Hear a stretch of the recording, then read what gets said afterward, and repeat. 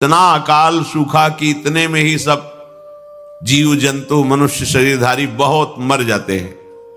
भयंकर सूखा, गर्म वायु तपती हुई, बचना मुश्किल है। उसी के घर्षण से दावानल बड़े बड़े वनों में आग लग जाती है। पानी बूंद नहीं, न तालाब में, न कुआं में, न सरोवर में, न सरिता में, सब उष्ण ताप से सूख जाता है।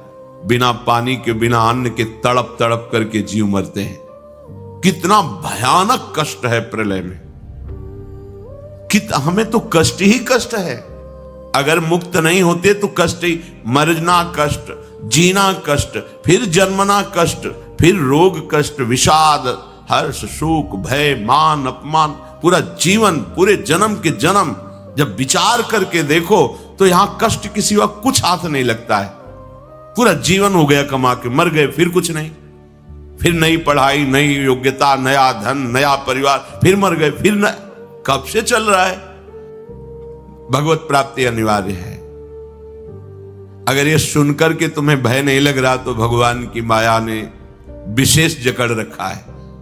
कहां हम जाएं? एक ही जगह है, भगवान की शरण। हमारी कितनी दुर्गति है, हम सोच नहीं पा रहे। कब मर जाए कोई पता नहीं। कोई हमारा मित्र है, पता नहीं। हम जिसे मित्र समझते हैं वो धोखा दे रहा है, वो शत्रुता का कार्य कर रहा है। जिसे हम सगे संबंधी वो सब स्वार्थ में। कौन है मेरा, क्या है मेरा? विचार करोगे तो अभी भयभीत हो जाओगे। और भयभीत होना मंगल है, क्योंकि जो शभीत आवा शरणाई, रखियो ताहि प्राण की नाई। यदि भयभीत होकर भगवान की शरण में चले जाओ तो भगवान जैसे अपने प्राण बहुत दुलारे होते हैं, ऐसे शरणागत का दुलार श्री भगवान करते हैं। एकमात्र हमारे बचने का उपाय भगवान के वचन से समझ लीजिए। वो कह रहे मामेव ए प्रपद्यन्ते माया में ताम तरन्ति। केवल मेरी शरण हो जाओगे तो मैं बचा लूंगा, नहीं तो इस भव समुद्र से बचना बहुत कठिन है। बड़ा दुखदाई है, अभी समझ में नहीं आ रहा, बड़ा दुखदाई है। कार में बैठे बैठे मुस्कुराते हुए पूरा परिवार जा रहा है, अंदर से पता नहीं क्या हुआ, कार में आग लग गई, सब भून गए पूरा परिवार। प्रतिपल भय, प्रतिपल दुख, प्रतिपल अशांति, मृत्यु हमारे सिर पर सवार रहेगी जब तक भगवान नहीं मिल जाते।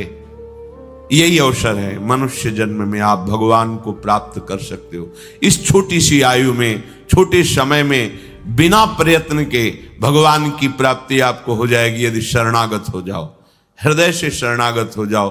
अभी कलियुग का परिसमाप्ति हो चुका है। सारा विश्व में मानव सभ्यता के लिए बड़ा आपद आ रहा है। कहीं जल प्रलय, कहीं भूकंप। तो यह भूकंप बढ़ता जाएगा, क्योंकि प्रभु पहले आप लोगों को सचेतन करते हैं। देश मानवों में भक्ति भाव समर्पण का जागृत हो जाए और मानव लोग ये भी समझ जाएं कि कलियुग अब नहीं रहने वाला है, अब सत्य युग आने वाला है। तो हमको क्या करना है, कैसे हम सत्य युग का मानव बनेंगे? तो सत्य युग का मानव बनने के लिए रोज त्रिकाल संध्या, श्रीमद् भागवत महापुराण पठन, 16 नाम 10 अवतार, दुर्गा माधव स्तुति, माधव नाम भजन, जो मनुष्य लोग इसको करेंगे वही लोग सत्य युग के मानव बनेंगे। और सत्य युग के मानव बनने के लिए हमको ये करना जरूरी है।